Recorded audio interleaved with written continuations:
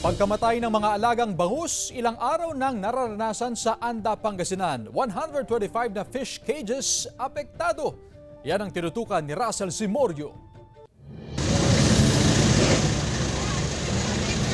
Sunod-sunod ang dating ng bangka na may lamang bagong harvest na bangus sa pantalan na ito sa Anda, Pangasinan.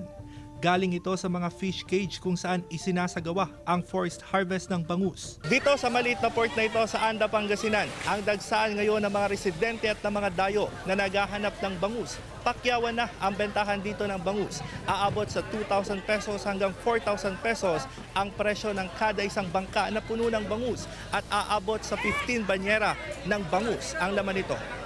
Kasi sir, sabi nila dito kahapon mura eh. Kaya pumunta kami dito ngayon sir eh. Ganyan dami palang taong dito, bumibili. Ayon sa Municipal Agriculturist ng Anda, walang fish kill sa bayan, kundi isa lamang itong isolated fish mortalities.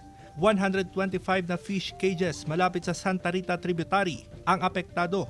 Bumaba umano ang dissolved oxygen sa lugar dahil sa mga nararanasang pag-ulan. Hindi po natin masasabi na isa siyang fish kill dahil hindi naman po attributed doon po sa low quality ng tubig yung pangyayari. Ang totoong nangyari niyan, noong nagkaroon ng nip tide tayo ng June 2 and 3. Sa ngayon, nasa 90 hanggang 100 pesos ang farm gate price ng bangus. Maliban sa mga maliliit na bangus na bagsak presyo ang halaga na nasa 50 pesos per kilo.